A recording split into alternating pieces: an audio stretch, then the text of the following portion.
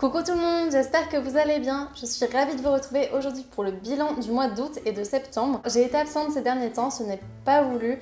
Voilà, j'ai terminé mes études, j'ai cherché du travail, j'ai déménagé à Barcelone. Puisque j'ai trouvé du travail à Barcelone, enfin voilà, ça a été un été assez compliqué et j'ai pas du tout le temps de tourner. Il fait nuit, l'éclairage est pas génial, malheureusement. J'ai pas trop le choix vu que je travaille jusqu'à 19h, je suis obligée un peu de tourner de nuit. Pareil, je voulais tourner cette vidéo plus tôt mais je me suis enrhumée, bon ça s'entend encore, mais j'étais vraiment trop malade, je pouvais pas parler donc j'ai dû attendre et j'espère que cette vidéo ne sortira pas trop tard. En tout cas, je suis vraiment contente de vous retrouver et j'ai hâte de vous parler de mes dernières lectures. Alors, vous vous rappelez, fin juillet, je n'étais pas super emballée par le premier tome de la saga Insaisissable de Tahir et ma fille et je vous invite à regarder ma vidéo bilan du mois dernier afin de vous faire une idée en fait de pourquoi je n'avais pas trop aimé parce que j'avais pas mal de reproches à faire et j'ai pas envie de me relancer là-dedans. Mais j'ai quand même donné sa chance à la suite, surtout que j'avais acheté la saga dans son ensemble, donc c'était un peu dommage. Le tome 2, j'ai eu beaucoup de mal avec le début, Juliette est complètement hystérique, enfin c'est vraiment, elle est insupportable et pareil sa relation avec Adam, je vous avais dit, ça m'agaçait vraiment et j'en pouvais plus en fait de leurs histoires dramatiques. Ces personnages c'est vraiment des drama queens, c'est pas possible, donc vraiment j'ai eu beaucoup de mal encore une fois avec le début. Mais heureusement, je veux pas vous spoiler, voilà, donc je vais vous parler quand même globalement de la saga. Il y a quand même pas mal de personnages puisqu'on rencontre la résistance dans ce deuxième tome par rapport au gouvernement du rétablissement. C'est une société dystopique. Et du coup, voilà, c'est quand même intéressant de pas suivre seulement Juliette et le triangle amoureux Warner et Adam, mais là il y a quand même beaucoup plus de personnages dont le leader en fait de la résistance rebelle dont on découvre pas mal l'organisation. Donc ça pour moi ça a vraiment été un point fort du roman et c'est ce qui m'a fait beaucoup plus accrocher. J'ai eu encore du mal avec le style que je ne trouve pas très fluide puisqu'il suit les pensées de Juliette, donc c'est pas écrit de façon très classique. Mais de façon générale, j'ai quand même préféré ce deuxième tome au premier tome et je lui ai mis la note de 14/20. Je suis désolée, j'ai eu un petit souci de batterie donc le cadrage va avoir changé. Je disais donc que j'ai ensuite enchaîné avec les deux nouvelles de la saga, donc c'est des tomes un peu bonus. Le premier a été publié en France mais le deuxième ne l'a pas été. Le premier je crois qu'il s'appelle Ne me résiste pas chez Michel Lafon toujours. Et il est raconté du point de vue de Warner. Donc Warner c'est en gros le méchant de l'histoire, c'est le commandant du secteur 45 là où Juliette a été prisonnière et c'est le fils d'un haut représentant en fait dans le gouvernement. Donc voilà, c'est un personnage assez compliqué, assez mystérieux et en fait cette nouvelle dans l'ordre chronologique elle est censée se lire entre les tomes 1 et 2. Alors moi en fait par erreur je l'ai lu après le tome 2 mais en fait j'en suis bien contente de cette erreur puisque je trouve que ça lui laisse l'opportunité de rester vraiment mystérieux tout au long du deuxième tome et de ne pas trop en savoir en fait sur sa personnalité. Et vraiment en fait ce que j'ai adoré sur ce tome bonus c'est qu'on découvre un personnage vulnérable avec des défauts, des doutes et franchement ça le rend beaucoup plus humain, beaucoup plus crédible parce que moi je le trouvais pas très crédible sur les premiers tomes. Et donc voilà, franchement j'ai adoré. En plus je trouve que le style est beaucoup plus fluide de son point de vue. Donc vraiment pour moi c'était un très très bon bonus, un peu trop court. Ça se lit vraiment en pas longtemps, je crois qu'en anglais ça fait une centaine de pages. Donc voilà, ça se lit vraiment très vite, trop vite. Mais je lui ai mis la note de 16/20. Ensuite il y a la deuxième nouvelle qui n'a pas été publiée en France. Celle-ci est racontée du point de vue d'Adam. Donc voilà, c'est le couple un peu phare de l'histoire avec Juliette. Sauf que voilà, moi c'est un personnage déjà que j'aime pas trop à la base parce que je le trouve un peu drama queen et un peu trop classique. Vraiment il a rien d'original, c'est un personnage très bateau et je trouve qu'elle a vraiment pas réussi à trouver la voie en fait de ce personnage. Elle a pas réussi à lui donner une profondeur d'esprit et je trouve que c'est très cliché, très robotique en fait et il n'y a pas vraiment de sentiment et j'ai pas du tout accroché en fait avec cette deuxième nouvelle. En plus je trouve qu'elle est très répétitive par rapport au deuxième tome puisqu'on reprend les mêmes événements que la fin du deuxième tome mais racontés du point de vue d'Adam avec quelques informations plutôt clés en plus, donc en bonus, que moi j'ai trouvé quand même assez importante pour bien comprendre la suite de l'histoire, même si en français ce n'est pas publié, donc ça veut dire que c'est pas non plus nécessaire.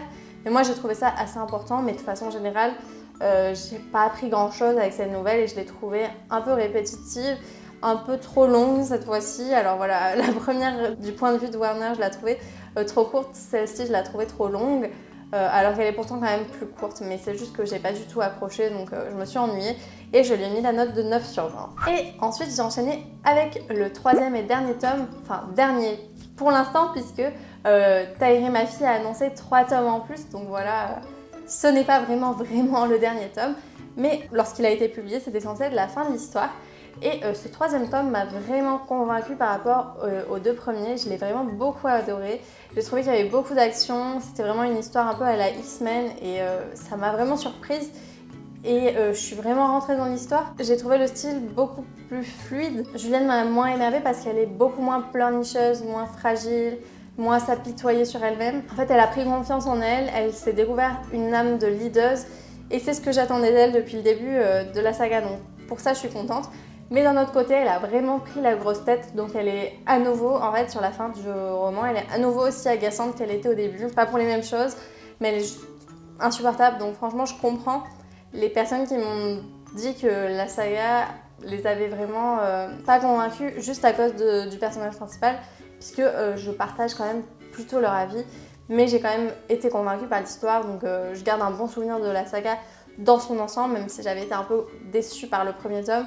Franchement, le dernier tome m'a vraiment convaincue, j'ai adoré, j'ai passé un super moment. Il y a beaucoup d'action, beaucoup plus de personnages, tout le monde est beaucoup plus crédible, les dialogues sont mieux écrits. En plus, il y a énormément d'humour, de l'humour qui me manquait aux 2 premiers tomes. Par exemple, le personnage de Kenji, il est juste mais à mourir de rire, donc vraiment, je trouve que c'est beaucoup amélioré. Il y a beaucoup de choses qui me manquaient sur les premiers tomes, qui m'ont embarqué dans l'histoire cette fois-ci, donc même si vous avez peut-être des difficultés au début de l'histoire comme moi, je vous conseille de lui laisser sa chance. Et j'ai vraiment eu un coup de cœur pour Warner en fait sur cette saga. J'en attends beaucoup en fait de la suite.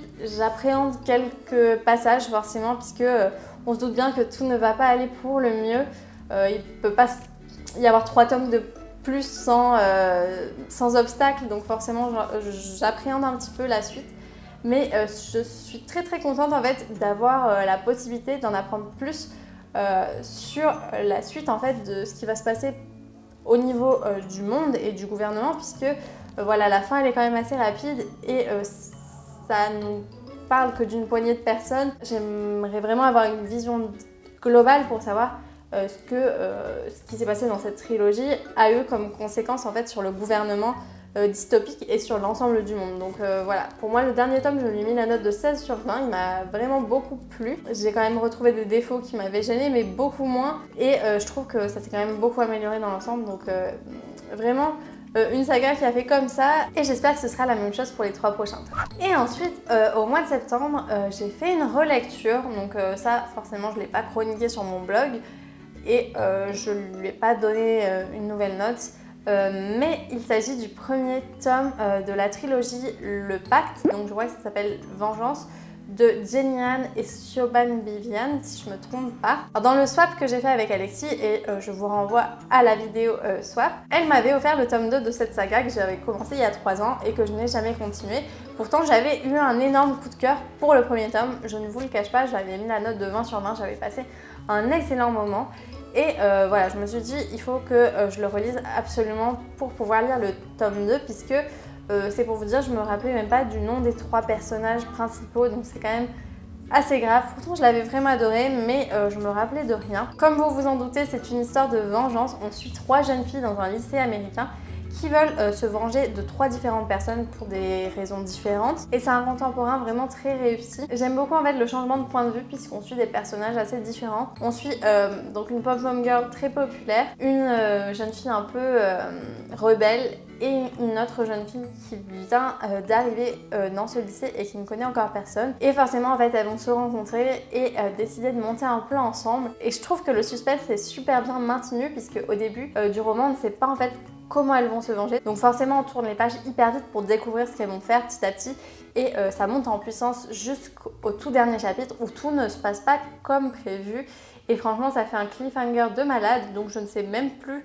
comment j'ai pu rester aussi longtemps sans lire la suite. L'histoire est bien menée puisqu'on ne sait pas toutes les raisons pour lesquelles ces 3 adolescentes veulent se venger. Il y a vraiment un suspense qui est bien maintenu pour un contemporain, je trouve que c'est très bien fait, ça donne envie d'en savoir toujours plus. Franchement, j'ai été aussi convaincue que la première fois Et même si c'est une relecture, je me suis ennuyée à aucun moment. C'est pour vous dire, je me rappelais vraiment pas de grand chose, donc c'était presque pas une relecture, même si ça en a été une. Et je ne peux que vous conseiller cette trilogie si vous aimez le young adult, les contemporains et les histoires de vengeance. Il y a beaucoup d'action, beaucoup de suspense, des personnages très convaincants. Je viens de commencer le tome 2 et j'ai très hâte de vous en parler. J'espère également pouvoir tourner une vidéo blabla très vite pour vous parler un peu de ce qui s'est passé dans ma vie ces derniers temps, vous expliquer où j'en suis et vous donner un peu plus d'explications sur mon absence ces derniers temps. En tout cas, voilà, j'ai été vraiment ravie de vous retrouver. J'espère que vous avez passé un très bon été et que vous avez fait de très bonnes lectures. En attendant, je vous fais plein de bisous et je vous retrouve très vite.